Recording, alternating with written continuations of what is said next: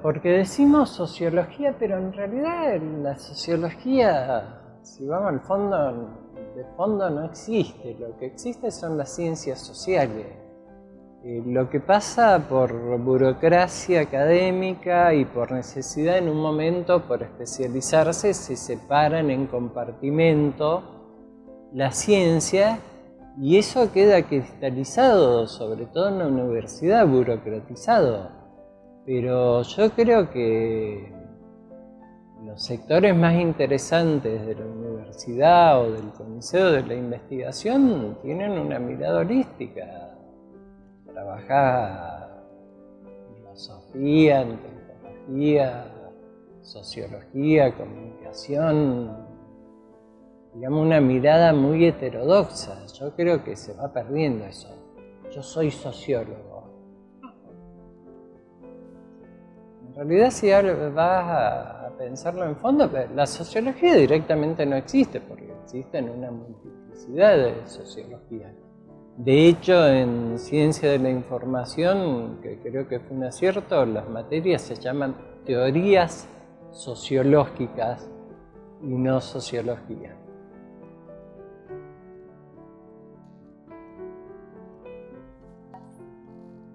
Claro, ahí yo diría, lo interesante es que vos decís, bueno, pero qué boludo, sociología de la historieta, una cosa tan chiquita. Vos capaz estás trabajando Robin Hood o Oesterheld y lo que estás trabajando es la sociedad.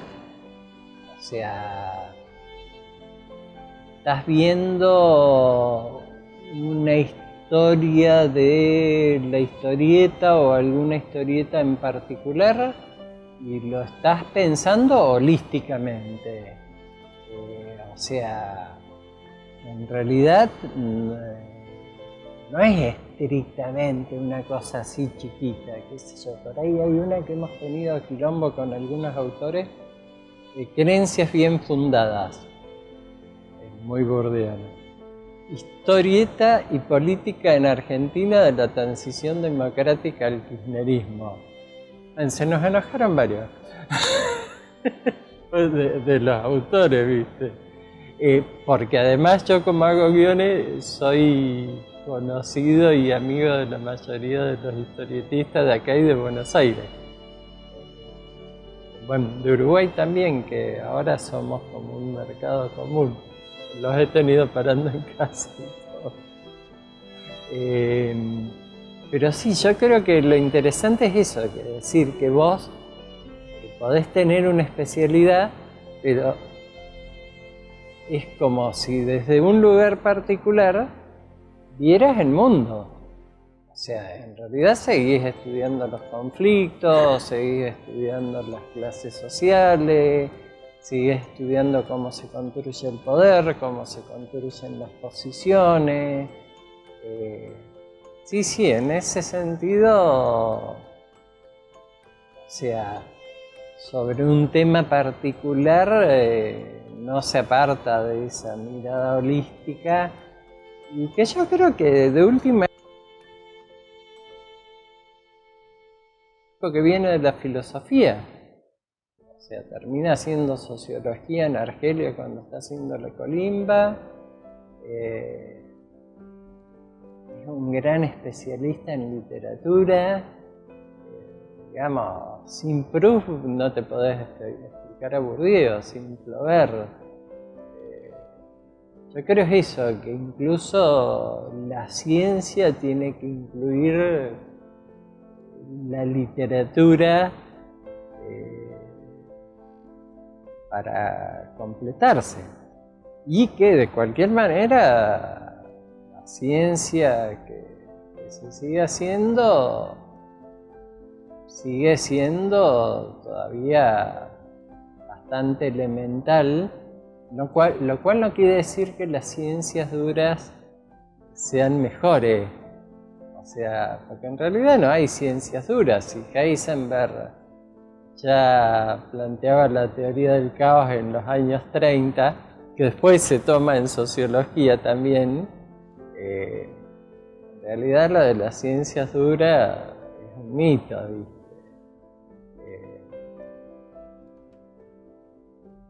Qué sé yo, mira, ahora estoy leyendo la edad de los vikingos en Islandia. Es interesantísimo. En el año 850 más o menos empiezan a emigrar noruegos a Islandia, donde solo había algunos pocos monjes irlandeses, y forman en inglés lo llaman una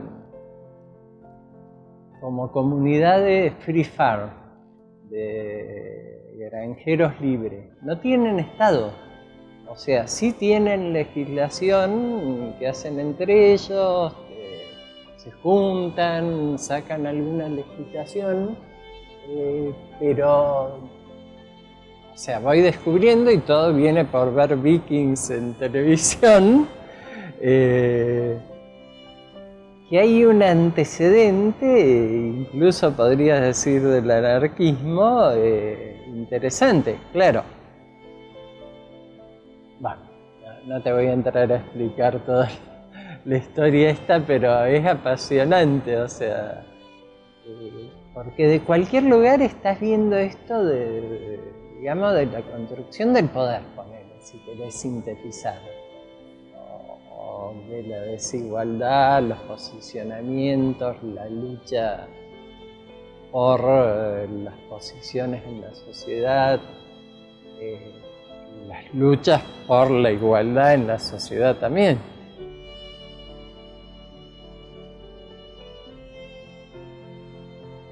Sí, yo diría que lo más importante es que nunca le dimos bolilla. Pero en serio, porque te podían plantear, bueno, ¿por qué no orientan así o no? Y las decisiones las tomaban la cátedra y no le daban bolilla. Yo, o sea, desde que empecé la universidad digo que soy anarquista, disidente independiente. Creo que esa autonomía es muy importante, o sea, sí, más vale lo escuchábamos, pero en mi caso particularmente lo institucional no me ha sido útil, incluso muchas veces, no en la escuela, me ha jugado en contra. O sea, he tenido que pararme y decir, no, esto no. O te daban un autor que quería que lo dieran de una manera y lo daba de otra.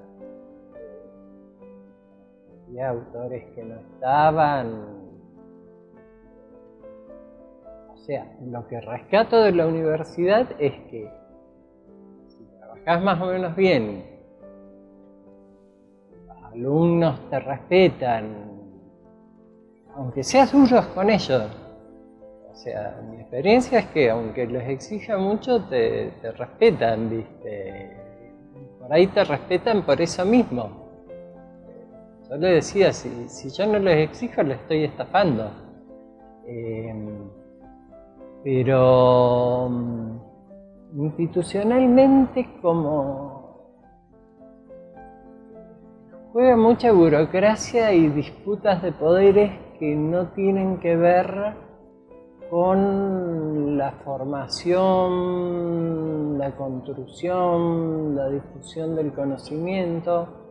A veces han ayudado, sí, rescato mucha gente, pero en general, digamos, yo trato de escaparle y he tratado de escaparle y por lo menos en mi caso ha sido positivo hacer un institucionalizado.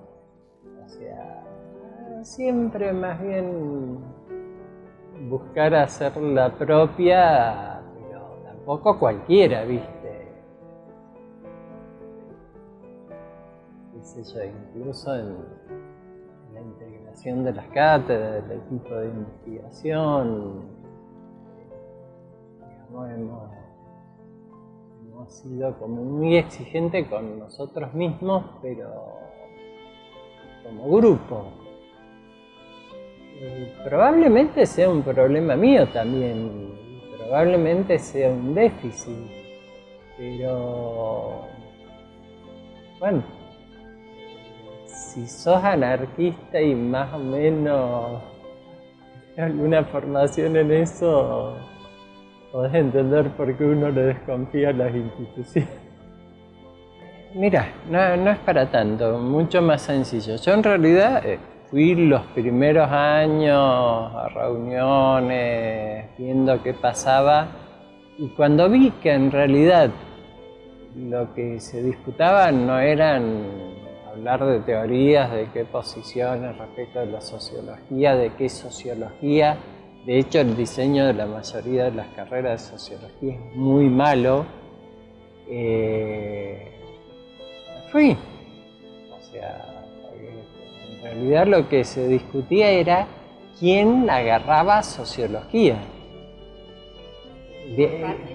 No, como institución, o sea, digamos, como facultad, como... Y ya desde el 84 mismo, o sea, no me acuerdo detalles, pero yo llegó un momento que dije, nada, estoy perdiendo tiempo, ¿viste? Más bien me dedico a hacerlo. Y de hecho, bueno, lo que rescato que hemos tenido cátedras muy buenas, con gente muy buena, en todo sentido, no solo de saber sociología o estudiar, digamos, honrada, preocupada por que los chicos aprendieran, y que ese fue el lugar principal. Mientras veía que la disputa pasaba más bien por quién iba a agarrar sociología, porque eso iba a dar poder, iba a dar cargos, iba a dar fondos, yo dije, no, yo me dedico a la sociología, entre comillas, a estudiar, y fue lo que hicimos. Digamos, no he tenido una participación, salvo los primeros años, que iba, claro, recién empezaba chiquito, más bien a escuchar y a ver. No me gustó ni lo que vi ni lo que escuché, y elegí otro camino y no me arrepiento para nada. Te digo que creo que por lo menos la mejor vara de medición para mí son los exalumnos. Por ahí por comentarios en el Facebook o cosas que digo, increíble, se acuerdan de eso, o que hacíamos tal cosa, ¿viste? Muchas cosas heterodoxas, o sea, hemos sido bastante heterodoxos, sí. Pero bueno, lo valoro, pero no, institucionalmente, digamos, como que, digamos, la política era sobrevivir sin que nos molesten. Y ahí cierro lo que iba diciendo de que si trabajas en serio, los alumnos te respetan, ganás los concursos, no te joden, tenés mucha autonomía en la universidad. O sea, tu propio capital te da autonomía, entonces prácticamente no te pueden molestar. Eso es lo bueno de la universidad. O sea, el grado de autonomía que podés ganar en base a tu forma de trabajo. O sea, que por ahí un caso que he conocido de cátedras que dependían mucho de la institución, pero a su vez eran no de sociología, muy endeble, digamos, no se ponían en todo este trabajo, ¿no? Nosotros éramos unos enfermos mentales, creo, si laburábamos sábado y domingo. Digamos, no sé si el sueldo fuera por la cantidad de horas, tendríamos que haber cobrado el doble. ¿Qué el doble? El triple. Yo me río ahora, me jubilé, o sea, tengo una buena jubilación, pero, o sea, que no me alcanza, pero sigo viviendo como estudiante porque tengo hijos todavía relativamente chicos, están estudiando. Y comparo, por ejemplo, con una amiga que se jubiló de secretaria de juzgados federales, que no llegó a juez porque no tenía acomodo, y su jubilación con una jerarquía menor es el doble, ¿viste? Y no pagan ganancias. Pero bueno, digamos, tampoco me quejo, porque tampoco pretendo vivir en la abundancia ni en el lujo. Si ven la casa y ven el patio se pueden dar cuenta. Y aparte que dilapidé mi fortuna en libros. Y tengo la impresión de que hace unos cuantos años la universidad se está burocratizando cada vez más y pareciendo cada vez más al país. O sea, en cuanto a niveles de corrupción, qué sé yo. Te doy un ejemplo. Se llena de edificios. En los edificios hay un porcentaje de comisión.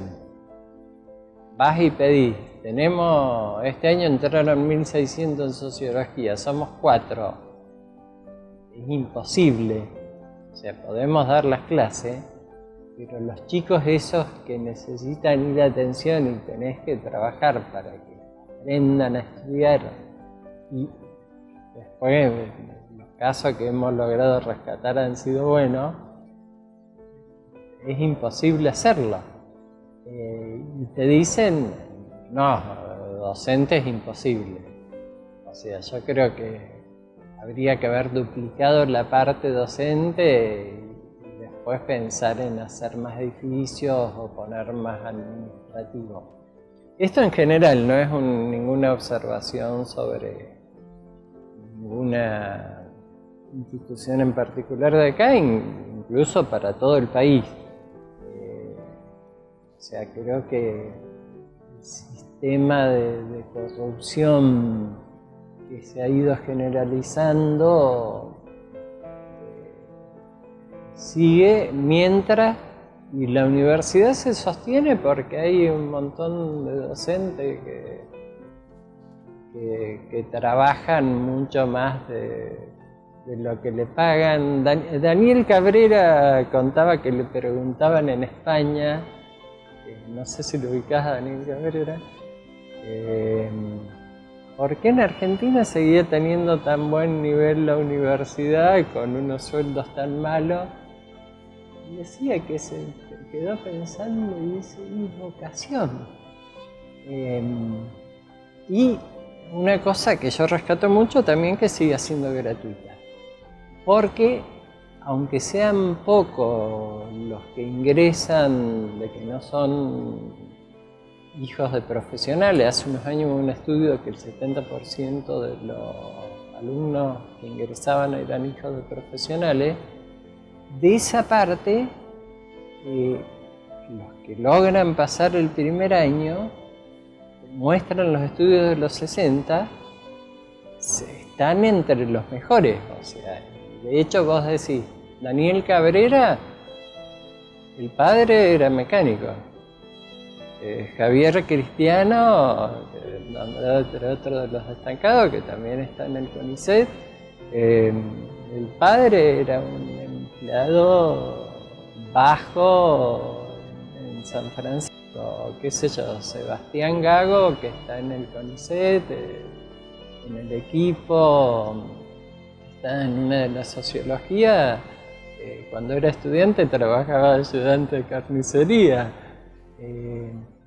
O sea, aunque no sean muchos, porque me dicen, bueno, pero son pocos, pero yo digo, que haya un espacio donde esa gente que tiene un origen que no tiene que ver con la universidad, pero hubo alguna cuestión que le interesó, que haya logrado sobresalir y trabajar, ya vale que la universidad sea gratuita. O sea, bueno, justamente es importante plantearlo en esta época en que todas esas cosas empiezan a cuestionarse. Bueno, los grupos de investigación en realidad yo diría eran muy informales en su funcionamiento, digamos, pero bueno, teníamos que cumplir ciertas normas. O sea, adquirí cierta autonomía, pero bueno, tenés el costo de cumplir ciertas normas. Igual lo de los grupos, yo lo rescato históricamente porque en salud mental también me acuerdo que la principal fuente de formación y tratar de resolver esto que era en aquella época, si alguien tiene problema en la villa, hay que ir a trabajar en la villa y no atender en el neuropsiquiátrico. El resultado de estas conclusiones, estos trabajos, era básicamente de los grupos que no lo formó ninguna institución. Esa autonomía y esa cuestión de que era gente que quería trabajar en serio, no quería un postito burocrático para tener un sueldo.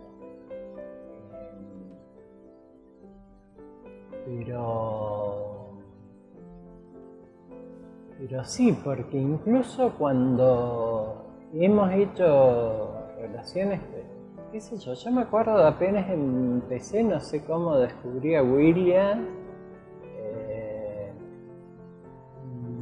iban a casa, no había ni teléfono fijo en esa época, Marité Dalmazo y la Evi Pinelli, que eran de teoría literaria general,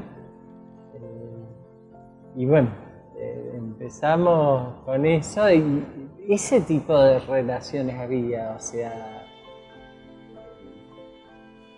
digamos, relaciones entre las cátedras, pero no organizadas, o sea, sino más bien porque vos ubicabas gente a la que respetabas, que sabía que trabajaba bien, y si veías que estaba haciendo algo que era interesante, ese tipo de gente, como uno, estaba dispuesto a compartir.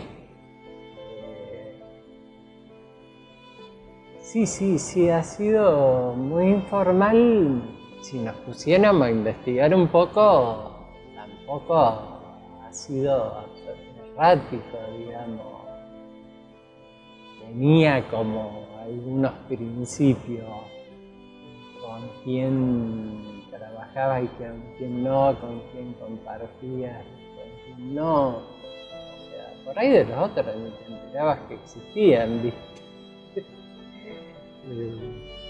Pero sí, la experiencia ha sido anárquica en el buen sentido. O sea, realmente bueno, se entiende lío, quilombo para anarquismo. No.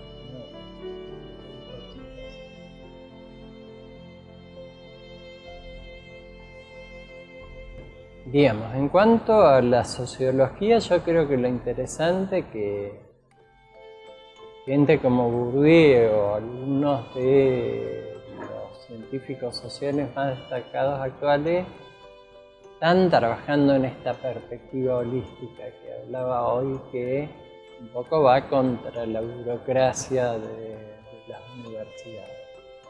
Y particularmente he terminado bastante averiado, no puedo dar más clases, tengo problemas en las cuerdas vocales, estoy en proceso de recauchetaje, pero yo dije, bueno, no, ahora me voy a dedicar a la literatura y escribir Y ahí en la pieza tengo 10 tomos de los últimos 3. No tengo intención de publicar, ¿no? Claro, yo te digo literatura, pero por ahí de la literatura termino en la historia, ¿viste? O sea, el bichito de las ciencias sociales sigue estando. No sé si volveré a hacer guiones de historieta, hemos sacado algún premio nacional, he trabajado mucho con Nacha Follenweider, que hoy es una de las grandes historietistas de Argentina, tiene 34 años menos que yo. Con ella hicimos su primer álbum de historieta, Ruta 22, que además es heterodoxo porque no es de aventuras, sino es, diría el difunto Diego Cortés, el gran amigo, falsa autobiografía. Cuando me preguntan de qué me siento más orgulloso hoy, en realidad yo creo primero que hicimos allá por los 80 la primera revista de historieta realista de Argentina, donde hay gente que hoy es muy destacada, después volvimos a hacer otra, no nos fundíamos siempre. Y después lo que hice en los últimos años, bueno, Nacha se fue a España, lo último que hicimos, sacamos una adaptación de un cuento de Conti, que sacamos un premio en el Centro Cultural Haroldo Conti, ¿viste? Que funciona en el ESMA, lo sacaron en La Fierro, pero no deja de tener que ver con lo otro, porque incluso yo me mataba de risa. Nacha en algún momento enseñó ella y agregó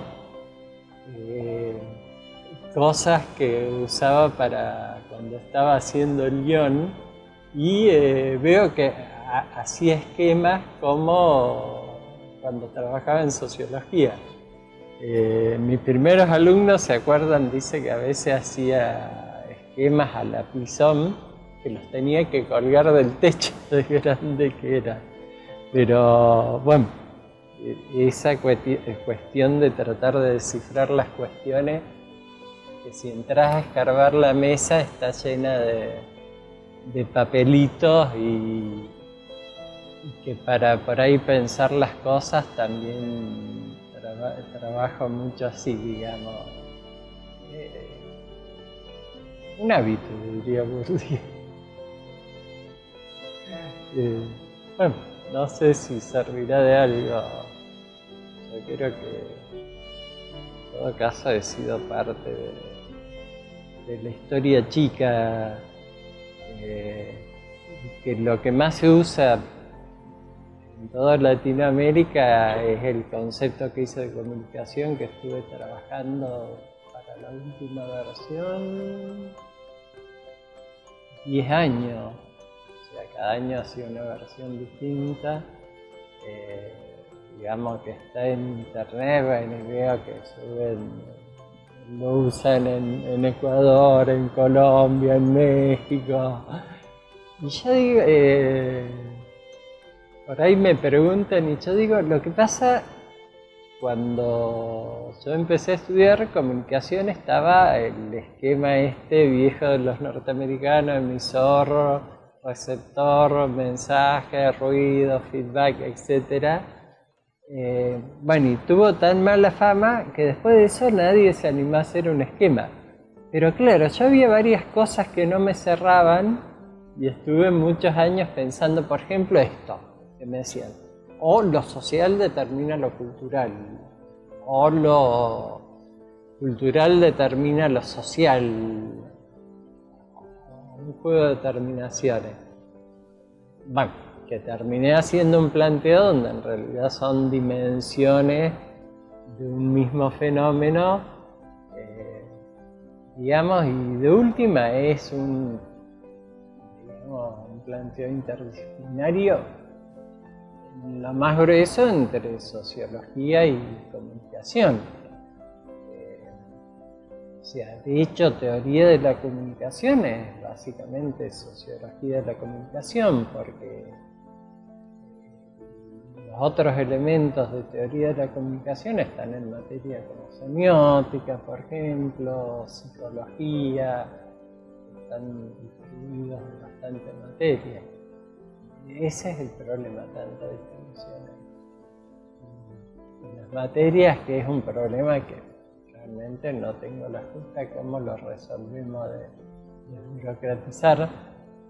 Además que necesita gente muy dedicada y, digamos, con los sueldos actuales, la gente anda haciendo 200 laburos para sobrevivir.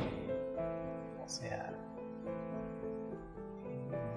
en varios aspectos, literatura, cine, historieta, ciencia, universidad, Argentina tiene un nivel y una producción que no corresponde en absoluto a su nivel económico, a su nivel social. O sea, somos un bicho raro. Y extrañamente, a pesar de los problemas, todavía se mantiene bastante con una producción muy destacada, bueno, y muchísima gente afuera. Porque por ahí no percibimos la cantidad de argentinos que hay trabajando en el extranjero, ni los de la escuela. En la escuela hay mucha gente trabajando afuera, esperamos.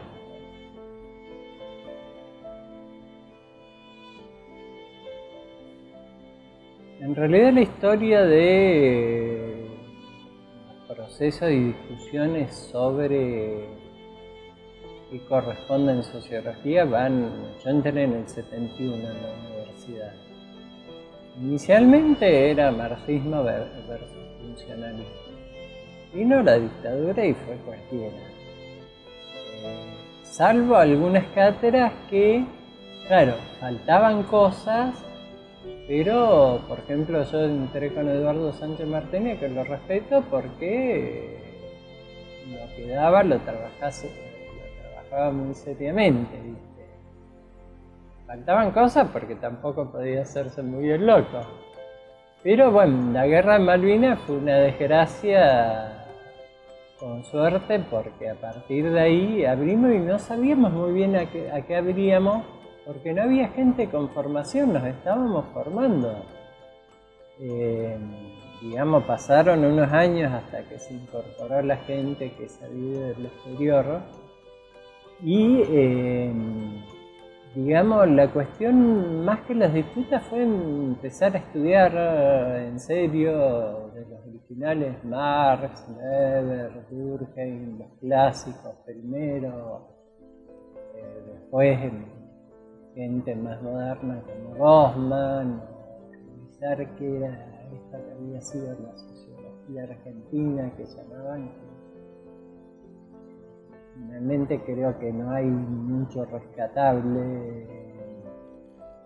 Y bueno, llegó un momento en que más o menos logramos formar cuerpo de gente que diera un conocimiento más profundo, que se fue completando con distintos autores en distintas cátedras. Yo te diría, una disputa importante hoy, los que estamos más con Bourdieu y los que están más con Giddens. Yo me acuerdo cuando hicimos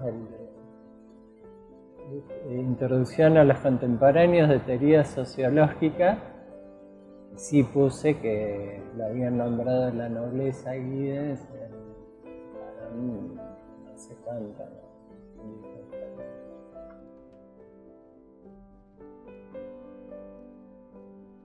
A un estudiante que está empezando la carrera de sociología en la UNESE. Tener cuidado con los profesores, desconfía en parte, tratar de desarrollar mucha autonomía y estate lista siempre a cuestionar aquello que no te suene o no estés de acuerdo.